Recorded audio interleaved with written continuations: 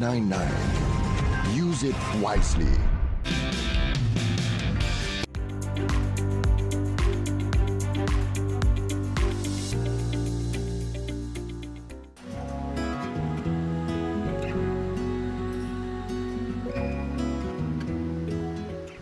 In a rustic Malaysian workshop about a century old and cluttered with racks of tires, a stoic, white-haired man dressed in a t-shirt and shorts inspects his nearly finished trishaw. Chu Yu Chun is a veteran craftsman of pedicabs and is said to be the last one still plying the disappearing trade on Penang Island, north of Malaysian capital Kuala Lumpur.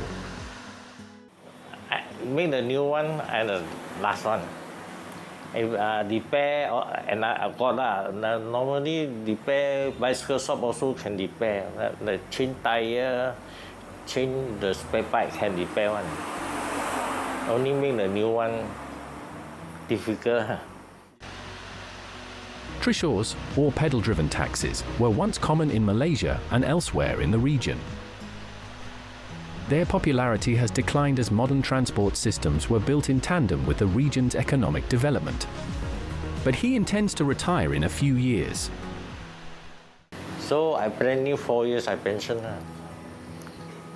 I had to clear my stock 3 or 4 years, then I pension. The fourth generation in a family of trishaw builders dating back about a century. Chu took over in the late 1980s after his father suffered health issues.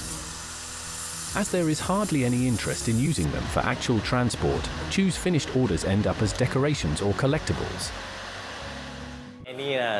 Some come for business, some hotel, some is buy back home. Interesting, and then we buy back one. All handwood. All handwood. Like the front body is one piece of wood to fitting one. Put gum. Then metal wood you have to welding part to part. Already acquainted with fitting tire tubes as a teenager, he picked up the art of building frames from scratch. The steel bodies of Chu's machines are bent and welded piece by piece, along with each model's wooden seating area, before being fitted with factory-made items such as the hubs and chain. If you continue work about 20 days. 20 days, but I have to repair and then roughly about six weeks. He rolls out 3 to 4 pedicabs annually, selling them for 7,500 ringgit or almost $1,600. Order less, then you have to expenses too much. You have to pay the renting, electrical. The one is already 2,000 plus. There are just over 130 trishaws in Penang, where they differ in style from the few dozen found in the southern state of Malacca, where the vehicles remain popular among tourists. Malacca's trishaws are designed to have their rider sit beside their passengers, while Penang handlers pedal from behind. None of Chu's children are interested in trishaws, nor is he keen to teach them as it involves a lot of hard work and spare parts that are hard to find. He got a job, then get to the university, then he got a good job. What for come and continue? My son also didn't continue. And he is looking forward to his retirement.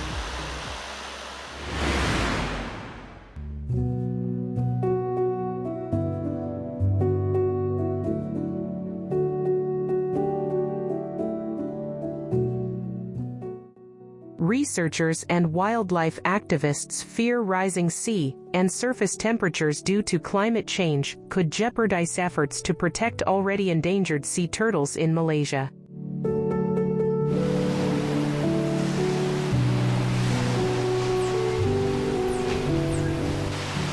Observers at the Shagar Huthang Turtle Sanctuary on secluded beach on the East Malaysian island of Ray Dang, already seeing fewer males being hatched in recent years.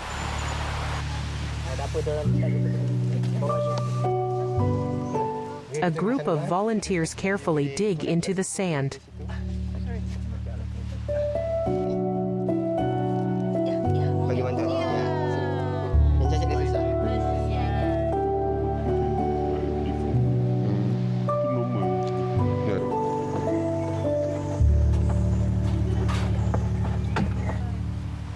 Their mission, moving newly laid turtle eggs to a shadier, tree-lined location on the beach in a bid to ensure the eggs are incubated and hatched in cooler conditions.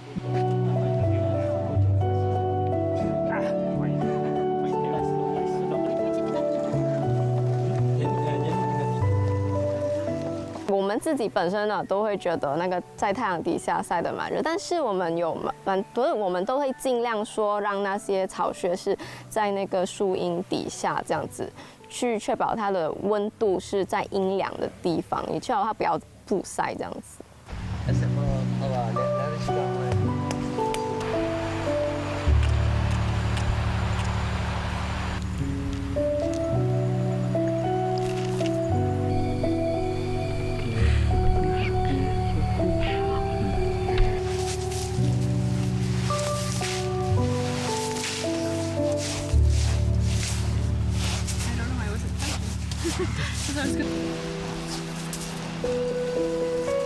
The move is part of efforts by conservationists in Malaysia to ensure a more balanced sex ratio among turtle hatchlings, which is heavily influenced by temperatures during incubation. Sea turtle conservationists were concerned that uncontrolled global warming in the future, in the next 15, 20, 30 years, will be detrimental to sea turtle nesting populations worldwide because it will feminize sea turtle hatchling populations, which will then lead to less productivity, less female turtles being able to mate and lay more eggs.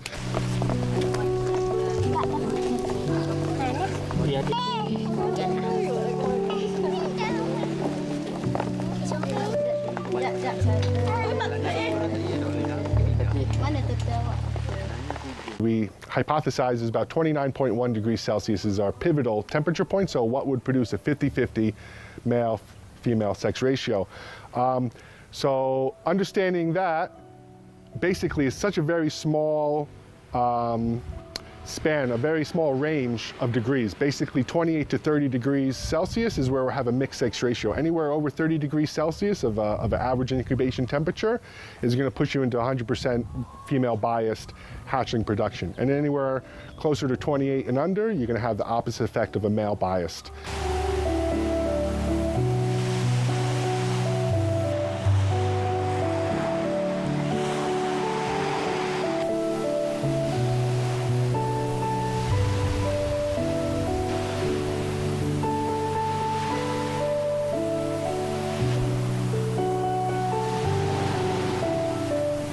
So understanding your specific temperature, nest temperatures of the site will help you mitigate female bias hatchling ratios by either shading, using water to cool the nest, that type of stuff, irrigating nests with fresh water. Those things have been proven before to help lower nest temperature. But before you know whether you need a lower nest temperature, you have to understand what the sex ratios are.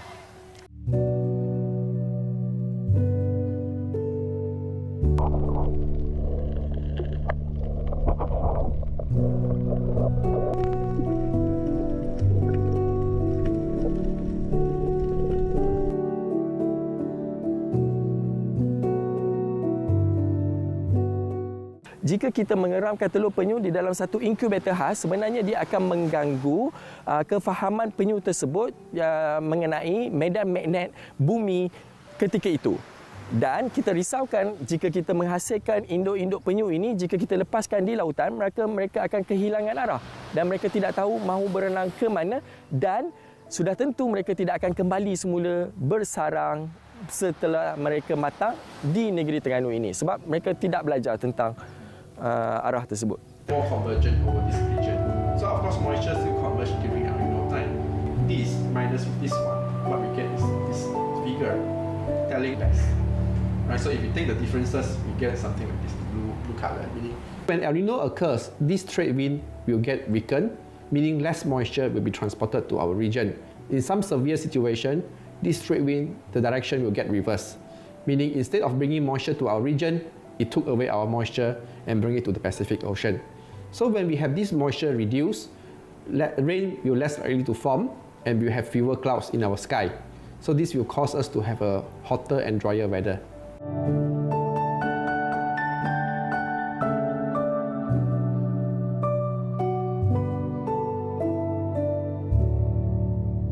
Seorang pegang berapa? Oh, pegang penting. Okey. Pegang je lah. Dekat saya tu banyak. 16-18. Although the success of the current program is still being measured, the turtles still face the wider trend of rising temperatures around Malaysia.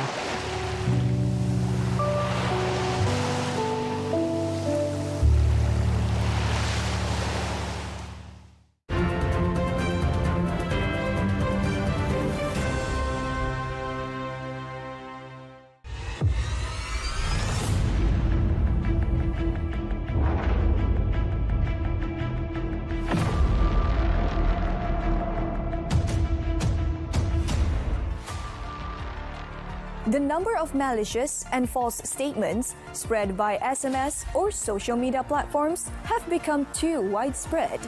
The public is advised to be careful and not fall for such ploys and sharing or forwarding such messages. Remember that spreading fake news is an offense under Section 233 of the Communications and Multimedia Act 1998. This carries a penalty of a fine not exceeding 50,000 ringgit or up to 1 year imprisonment or both upon conviction.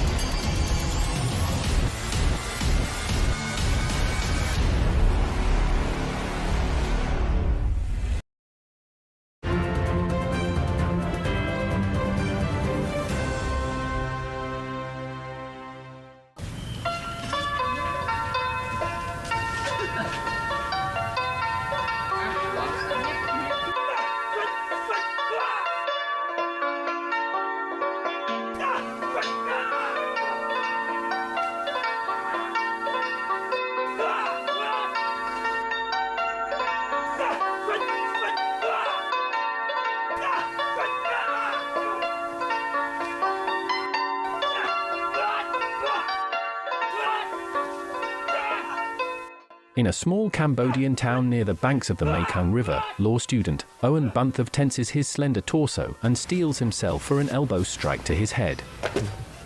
Bunthav is among 20 young Cambodians at an open-air club in Krong Araksat training in the ancient Khmer combat martial art of Yat Krom Korm. The practice was largely forgotten after many of its masters were killed in a purge of intellectuals under the communist Khmer Rouge between 1975 and 1979. But Bunthav and his fellow students are determined to learn its techniques and keep their heritage alive.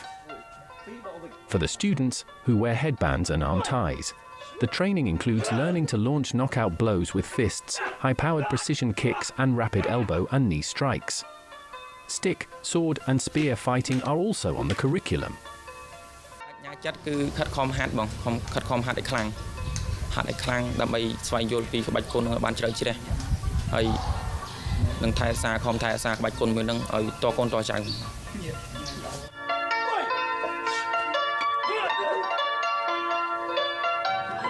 Yat Krom Korm, which translates to the art of war in the Khmer language, was born out of the numerous wars fought by the ancient Khmer Empire. It has three components: the art of war, magic spells, and military strategy. យើងនេះគឺពីបុរាណមកគឺយើងមិនមែនមានអាវុធយុទ្ធភ័ណ្ឌអីទំនើបដូចសម័យបច្ចុប្បន្នទេសម័យពីដើមមកគឺយើងប្រើវិជាគុណនេះហើយកណ្ដាប់ដៃកែងជើងជង្គង់អាវុធដាវលំពែងធ្នូស្នានេះហើយដើម្បីការពារជាតិទឹកដីនគរសាសនារបស់យើងពីប្រជាមិត្តដែលឈ្លានពានបាទ He explaining that the ART's techniques were refined and perfected by warriors over time. In the early 2000s, some of the old Yat Krom Korm masters emerged from the shadows and began to showcase the little-known martial art. It was introduced to the Cambodian military and some universities, but remained largely unknown to the public, who are more familiar with Kuan Khmer kickboxing and another ancient martial art, Bokata. គឺអ្នកដែលមានចំណេះដឹងជាច្រើនដែលត្រូវបូជាជីវិតស្លាប់នៅក្នុងសម័យកាលខ្មែរក្រហមនេះអញ្ចឹងហើយក្បាច់គុណយុទ្ធក្រមខមយើងនេះក៏ត្រូវបានបាត់បង់ជាច្រើនណាស់ដែរតែឥឡូវនេះមកដល់សម័យកាលបច្ចុប្បន្នយុវជនយើងទាំងអស់គ្នាក៏ខំគាស់រំលើងឡើងមកវិញដើម្បីផ្សព្វផ្សាយជូនពុកម៉ែបងប្អូនទាំងអស់គ្នាឲ្យបានដឹងឲ្យបានជ្រាបថាខ្មែរយើងក៏មានក្បាច់គុណមួយប្រភេទទៀតដែរគឺក្បាច់គុណបុរាណខ្មែរយុទ្ធក្រមខមបាទ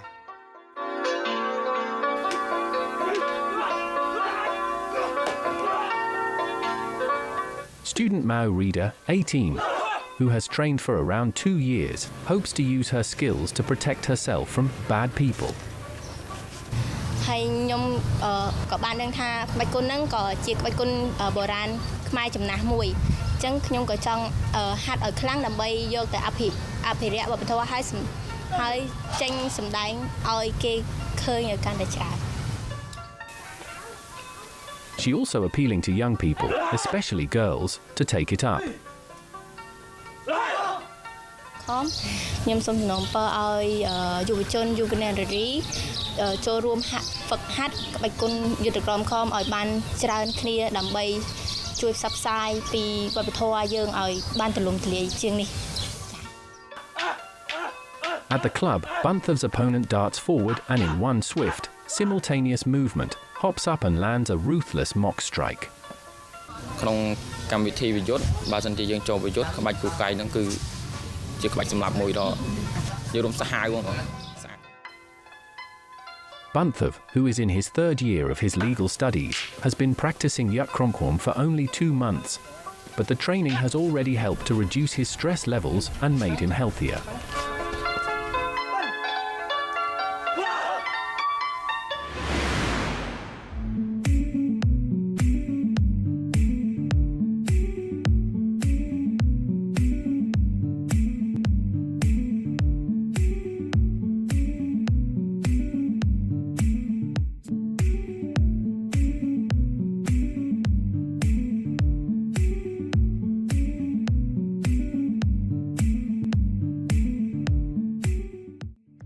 Their restaurant, Asam Pedas Asli Mu'alaf, located in Pontian Kecil, is a family-run business. Co-owner Au Lili Elias Liza Hussein, known as Kak Liza, told us the success of their restaurant is driven by a treasured family recipes passed down from generation to generation among their Kuala tribal family. Kebanyakan pekerja yang tolong tu adik-beradik sendiri sebab menu utama asam pedas ni dia menu keluarga turun-temurun. Ya, menu ni memang asal daripada nenek, arwah nenek turun ke mak dan ke akak sendirilah. Kita tak boleh buat sendiri.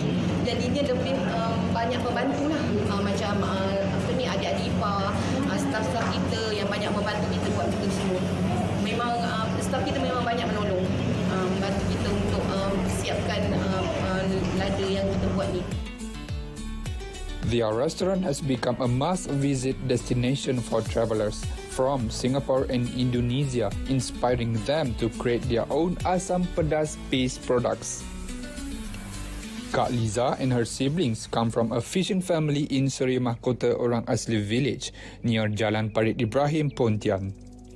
Their journey from humble beginnings to successful entrepreneurs is a testament to perseverance supported by strong governmental backing. Au Lili received 20,000 ringgit from the Orang Asli Entrepreneur Guidance Grant to further expand the business, while Jakowa's entrepreneurship courses and carnivals have played a crucial role in their success.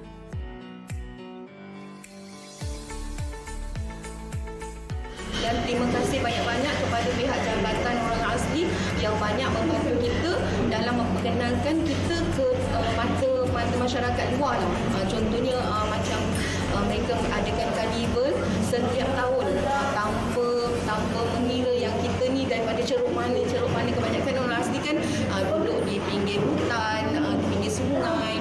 Jadi mereka tak ada pinggirkan kita. Kita mungkin mereka ini terus maju dan akan menjadikan idola kepada anak-anak awas yang lain. Dan pastinya anak-anak ini mereka akan terus mengejar impian mereka untuk menjadi seseorang. Maksud seorang itu, adakah mereka menjadi seorang lawyer, adakah mereka menjadi seorang doktor, adakah mereka seorang engineer, semua itu terletak pada pilihan masing-masing. Dan pastinya Jako tak pernah meninggalkan mereka.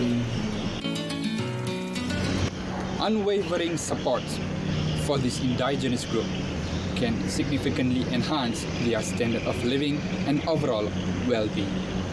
Their participation in economic ventures should be wholeheartedly encouraged in line of the Bumiputra economic transformation to ensure national sustainable progress. Aiman Awazbin, RTM.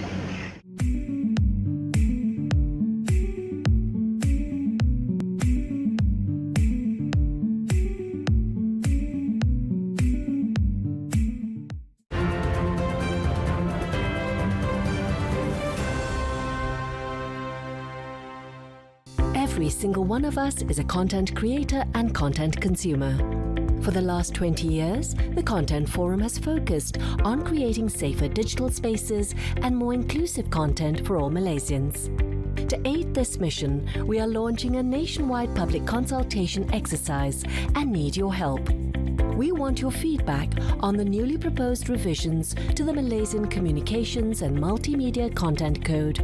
Key focus areas of the revisions include promoting the rights of persons with disabilities, addressing the exploitation of religion in selling products or services, encouraging influencers to be responsible advertisers, addressing online gender-based violence. Help us strengthen self-regulation in the Malaysian content ecosystem. Better content, better Malaysia. Visit www.contentforum.my now.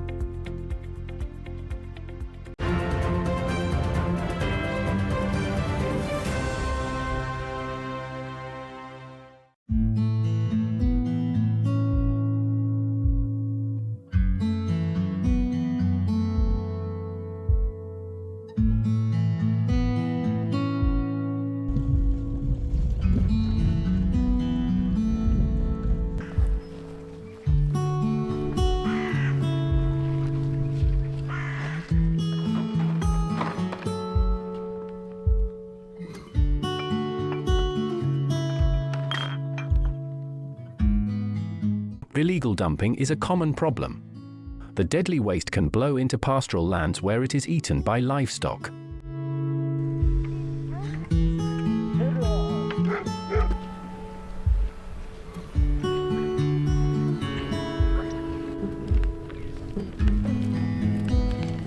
ерөөсөө амнаас нь шүлсэн гоожод тэгээ хөвчилсэн байхгүй. Тэгсэн чинь хичнээн хоног бүр хөвтгий. Тижэл өгөөч иддгүү тэгэд бүр сүулдэ арга ядад нэг өглөө болсон ч үхсэн байсан. Тэгэд чирч хашаанаас гаргаж жагаад задлаад тэгээ ингээ гидсийн задлаад чи улаа хоолойноос доош ингээ бүр хотоодонд ортол ингээ бүр таг опцоод. Without a centralized recycling program, some 90% of it ends up in landfills.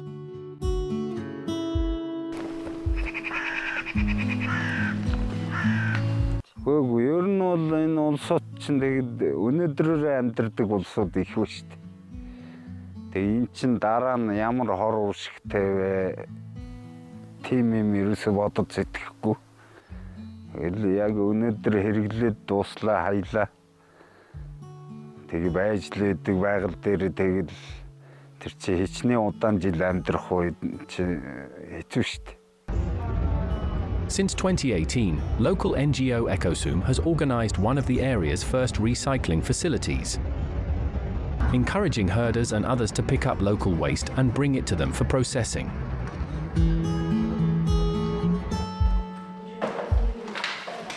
Partially funded by the EU, the NGO is trying to establish Mongolia's first zero-waste district.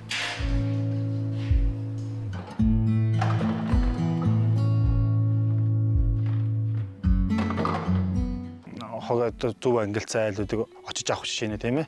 Машин дээр байхгүй хөгжиж настай өндөр настай хүмүүс ангилаад сур цайлуудыг очиж аваад үйлдвэр дээр ирээд ангил нь дахиж өөр нь нэгтэлж бид дахиж ангилаад тэгээд нөгөө цааш нь одоо пресслэхэд бутлахыг нь бутлаад цэвэрлэхийг нь цэвэрлээд угаахыг нь угаагаад хүнд хэрэгтэйг нь ялгаад хэрэггүйг нь бүр эцсийн өгөр нь хаяад. For Narambad, work starts bright and early when he and his colleagues head out to collect waste from those who can't bring it to the facility themselves. They then separate the plastics into what can be reused and what can't.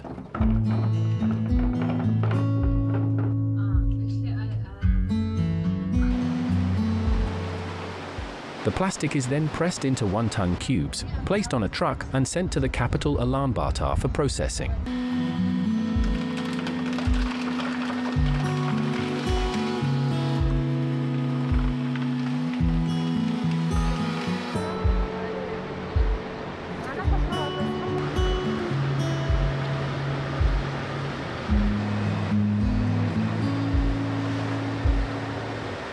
Энэ хонцор бол одоо ерөнхийдөө бол Монгол улсад хөдөө орнуудад хаасаагүй.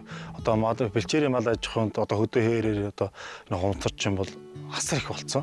Тэгээ одоо нэг басндаа тэгээд нэг мал амьтан тэр чинь хонцрын чинь гадна талын галгарууд мод элдийн тэр нийдэж өөхөх тийм асуудал толгомц асуудал амар болчиход байгаа хэрэг. Ерөнхийдөө энэ хонцрыг ерөөсөө халаад өөр дээхний бидний нөр хөвчээснээр төмөр мөмөр тийм одоо хөнгөн цагаан магаа савндаал бусч хүнснийхээ момыг тэгээд элдөө ус сумдаараа тийм хийхгүй л одоо энэ хонцорд байнга хийгээд их юм бол бичил бит өөрөө ялгаруулдаг болохоор хүний хүнд хор тавдар үүсгээд ингээд хүний эрүүл мэндэд маш их сөргөлт болчиход байгаа. Mongolia introduced a ban on single-use plastic bags in 2019.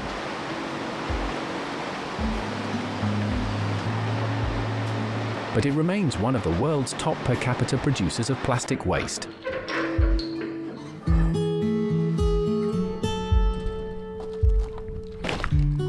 Annual plastics production worldwide has more than doubled in 20 years to 460 million tons and is on track to triple within 4 decades if left unchecked.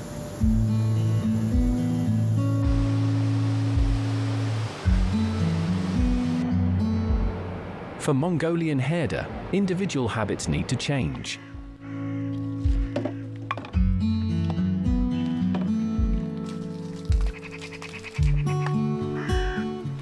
Амтнаас ялгарх ганц юм хүний ухамсар оюун ухаан гэж байна шүү дээ. Тийм учраас тэрийг ер нь бүрэн хэмжээгээр үүрэг хариуцлага энэ дэлхий дээр амьдарч байгаагийн хувьд үүрэг хариуцлага ухамсарлаад тэгээд зөв амьдрах хэрэгтэй байгаа юм л да.